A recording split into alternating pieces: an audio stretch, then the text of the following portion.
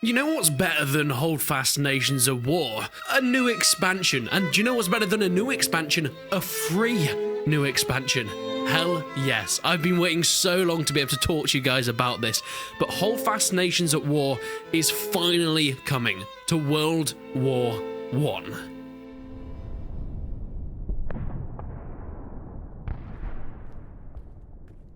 And there's another country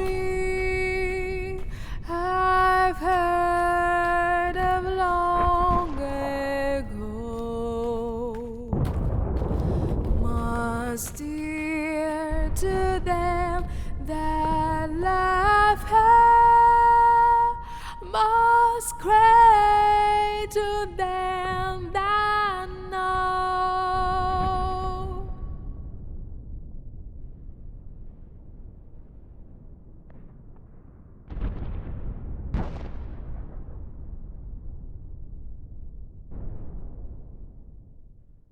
Now, as I mentioned, I have known about this for some time now, most notably because some people leaked it to me when they perhaps shouldn't have, naughty, naughty boys, but also because I had a little word with the developers and they kind of said, don't talk about it just yet. But now they have given me some access to some screenshots and some things that I can show you guys. Now, this World War I expansion is called Holdfast Frontlines. It is releasing on the 17th of February, so in 2 days from this video will be going up, so it is very, very soon. And because of this, I'm sorry, devs, will be showing you some of the leaked screenshots as well, because they do show a little bit more. That might make them angry, but look, it's 2 days from launch and it doesn't show any spoilers, so I think I might be safe. But as you saw from that trailer, this is going to very much be inspired by those first modern battles. When Napoleonic Wars came out for Holdfast, it was really well received. It had such a loyal fan base taken over from the Napoleonic Wars DLC of Mount and Blade Warband that events started to go on straight away. Line battles started to take place, sieges,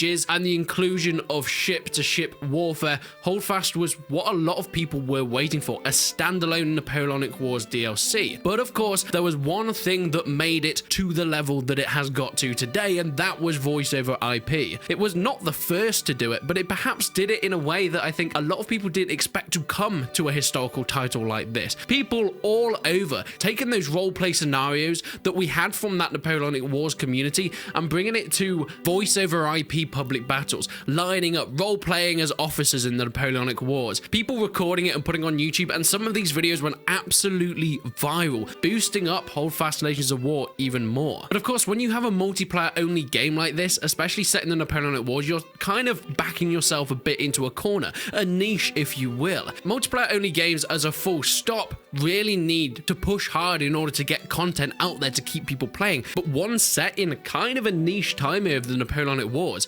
Okay, there's a lot of people watching this that I suspect will be very into it. But let's be honest, it ain't the mainstream. Anvil Studios needed to do something different, and it seemed like World War I was the direction they are heading. Now, this isn't all that out of nowhere. You see, there was also this timeline within Mount and Blade. As mentioned, Holdfast Nations at War is a standalone game, but it is inspired by the Napoleonic Wars DLC for Mount and Blade. The Napoleonic Wars DLC for Mount and Blade also had a mod for it called Iron Europe. This was a World War I mod for the Napoleonic Wars DLC, and it looks like this is the same and similar trajectory that the Holdfast devs want to go on. They're taking that Napoleonic Wars base and taking it into a World War I setting, and this is kind of smart, because whilst on the surface they might seem very, very different, whilst they are 100 years apart in terms of actual time period, the gameplay mechanics don't have to be changed that much. Firing in lines in Napoleonic Wars can be very similar to firing from the trenches. There isn't that World War II skirmish tactics, hiding in buildings and that sort of thing like we see later on in history. The First World War still has some very similar tactics to what we saw in the Napoleonic Wars, even up to the point of cavalry charges and artillery. So I think it could work perfectly with it. Now, let's get into some of the screenshots. As we've seen, the trailer looks fantastic, but it is just a cinematic. Some beautiful music there, but it doesn't really show us anything about what we can actually get to play as. But the screenshots do show us some of the in-game stuff. Now, as mentioned, there will be some leaked stuff here. I am sorry, devs. Please forgive me. But let's take a look at the official ones first. For example, if we move on to the flags, which, by the way, took me a while to work out that they're all the wrong way.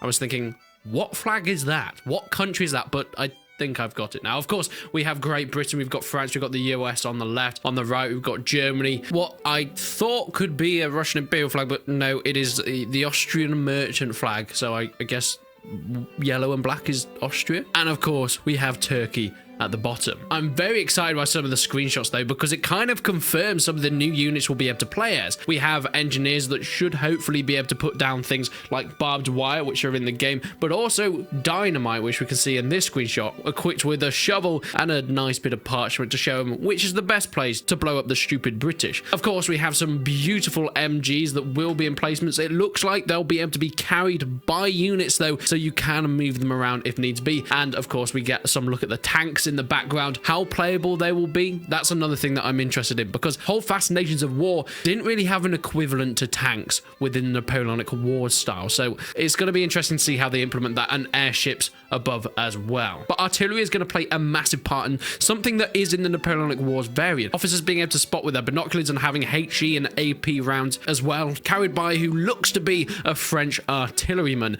And of course, we see the heavy artillery in the back there. But as I mentioned, tanks are going to be an interesting one to see how they're implemented, but they will be in the game, and this is where it comes to some of the not necessarily officially distributed screenshots. As we can see here from a leaked screenshot, there looks to be a tank in a barn that will be an emplacement that you should be able to get once it's spawned. Take it and charge into battle. But can I just say, the uniform on this, what I think is a German soldier, looks absolutely beautiful. Just the whole way it's set out looks so authentic, and I'm so happy with the amount of effort that's been put into this expansion, and it's free. What more could you want from that? Of course, from more of the leaked screenshots, we get to see that you can take part with the artillery here, being able to get on them, use them, and fire them. Of course, you'll probably have to have a loader to help you though along the way. You've got some campfire stuff. We've got a British Tommy and what looks to be a French artilleryman as well, sitting by the fire. And if we look in the back, I may be wrong, but on the sandbags, that either looks to be an MG or it could be a mortar, which is another interesting addition that we haven't seen from any of the other official screenshots yet. Now, all this stuff is still work in progress, but as mentioned, it is coming out in 2 days from the time I'm making this video, so it could be pretty similar depending on when these were taken. But I also have a little leaked bit of gameplay footage. Now, it is very low quality, as it looks to be someone just watching someone else play it on a Discord stream and recording it, but we have the Allied versus the Central Powers. Of course, you can see the class selection confirming we have officers, riflemen, medics, engineers, and artillerymen. They all have their own health and agility, but of course you can also see what abilities they have. For example, the artilleryman has the opportunity to pick up artillery and use it, and looks like they're a bit faster than some other units with better agility as well. The rifleman has the ability to go and use their bayonet, a bit better at melee, and of course can crouch and stand up, all having their own attributes and things that can be used. And a little look around there, I mean, this guy looks to be an Anzac soldier, as in an Australian lad. I didn't know they were in the game. That's exciting.